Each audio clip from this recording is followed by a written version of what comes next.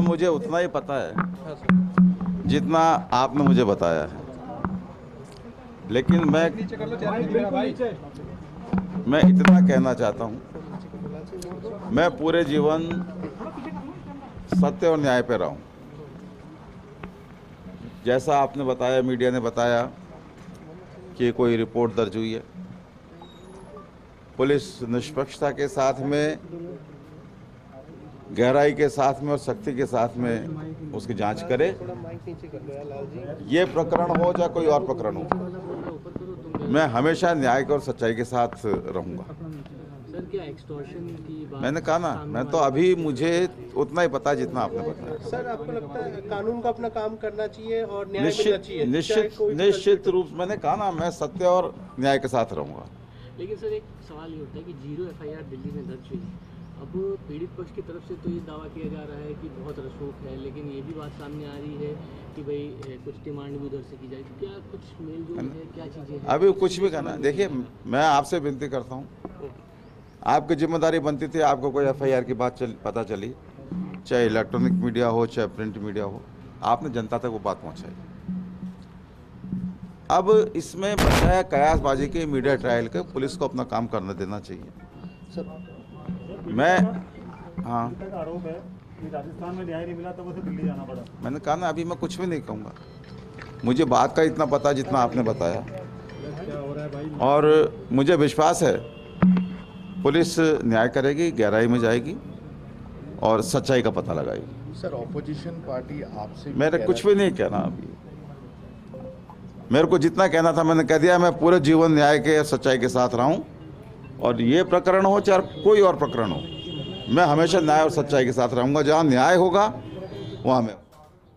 और चलिए इसी खबर पर अधिक जानकारी के साथ में ब्यूरो चीफ योगेश शर्मा इस वक्त हमारे साथ फोन लाइन पर जुट गए हैं। योगेश जी, प्रतिक्रिया महेश जोशी ने दी है अपने बेटे पर लगे आरोपों पर। मीडिया से मुखातिब हुए, उन्होंने कहा कि कानून पर विश्वास उनका था और बरकरार है। किस तरह से देखते हैं उनके इस बयान को आप?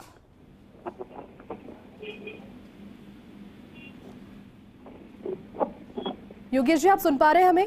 देखिए, जिस तरह से महेश जोशी को हम सब ने सुना है जी, इस पूरे मामले को लेकर, क्योंकि महेश जोशी बहुत सरल और सादगी के तौर पर उनकी राजनेता की छवि है, और उनके विरोधी भी उनकी इस स्टाइल को पसंद करते हैं, या एक कहा जा सकता है उनका राजनीति के अंदर एक अपनी एक अलग अच्छी इमेज के कारण उनको जाना जाता है। और जो बात उन्होंने कही है, साफ तौर पर उन्होंने माना है कि जो भी जांच है निष्पक्ष होनी चाहिए, पुलिस को गहराई तक जाकर जांच करनी चाहिए। एक बात उन्होंने जो कही है वो बहुत काबिले गौर है कि और कोई भी प्रकरण हो उसकी भी जांच होनी चाहिए। ना केवल उन्होंने अपने पुत्र से जुड़े प्रकरण को लेकर बात की, उन्होंने ये कहा तो और कोई भी प्रकरण हो उसकी भी जांच होनी चाहिए। और कोई भी प्रकरण क्या हो सकता है, और क्या इससे जुड़ा कोई और भी एंगल है क्या, जिसको लेकर जांच के दायरे में लेना चाहिए। तो ये बड़ी बात उन्होंने कही है। और पुलिस की निष्पक्षता की बात उन्होंने की है, सत्य सच्चाई और की बात उन्होंने की है। तो महेश जोशी के बयानों के अर्थ यही है कि एक पिता की भूमिका में उन्होंने अपनी बात कही है। आज वो एक राजनेता के तौर पर नहीं, अपने पिता के तौर पर भी जो बात कहने की उन्होंने कही है। और क्योंकि सार्वजनिक जीवन जीने वाले व्यक्ति को इस तरह के आरोपों के बाद में किस तरह से संयम के साथ बात करनी चाहिए, वो संयम यहाँ उनके वाणी के अंदर नजर आया। जी बिल्कुल बिल्कुल योगेश जी, संयम नजर आया। और उन्होंने कहा कि पूरा जीवन पर्यंत उन्होंने सत्य के लिए कार्य किया है, सत्य के साथ मिलकर कार्य किया है, और आगे भी उन्हें सत्य पर विश्वास है। तो कह सकते हैं कुल मिलाकर कोई पक्ष उन्होंने यहाँ अपना पक्ष जो था वो मजबूती से सत्य और न्याय को ही अपने पक्ष के तौर पर प्रेजेंट किया मीडिया के सामने। देखिए, सबसे बड़ी बात है ये जो पूरा घटनाक्रम है जी, इस घटनाक्रम को लेकर इतना ही कुछ महेश जोशी बोल पाए हैं कि जितना मीडिया को पता है, जितनी जानकारी और लोगों को है उतनी ही जानकारी उनको भी है, इससे ज्यादा वो नहीं जानते।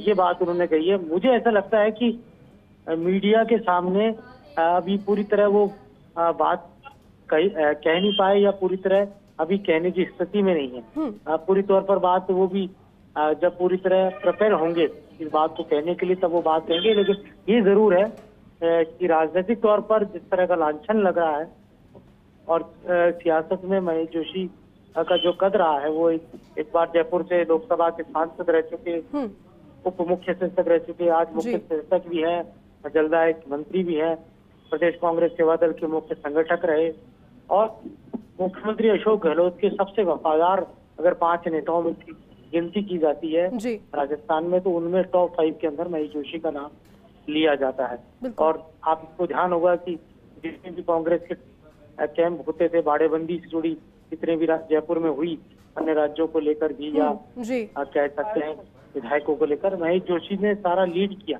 और पूरी रणनीति बनाने का जिम्मा उनके पास रहा। अब वो खुद सवालों में घिरे हुए हैं अपने पुत्र के कारण, तो निश्चित तौर पर जो उन्होंने बात कही है बहुत संजीदगी के साथ उन्होंने मीडिया के सवालों का जवाब दिया है और ये कहा जा सकता है कि उन्होंने अब सब कुछ जो छोड़ा है वो कानूनी कार्रवाई पर सब कुछ छोड़ा है कि जो कानून सम्मत जो भी कार्रवाई होगी उसमें वो निष्पक्षता के साथ अपना सहयोग भी करेंगे और सत्य के साथ रहेंगे, ये उन्होंने कहा। बिल्कुल।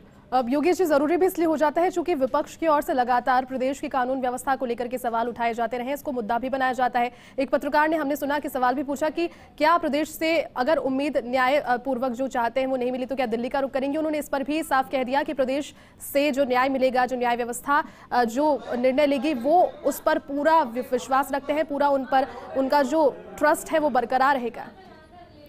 चलिए आपको एक बार सुनाएंगे कि अभी फिलहाल वो क्या कह रहे हैं और क्या उन्होंने आगे कहा। मैं पूरे जीवन सत्य और न्याय के साथ रहा हूँ, इस मामले में भी और आगे भी किसी मामले में मैं उसी पक्ष के साथ रहूंगा जो न्याय पर और सत्यता पे होगा। ठीक है, थैंक यू। देखिए, फर्स्ट इंडिया की सुपर एक्सक्लूसिव तस्वीरें, यहाँ पर एक बार फिर से अपने शब्दों को उन्होंने रिपीट किया।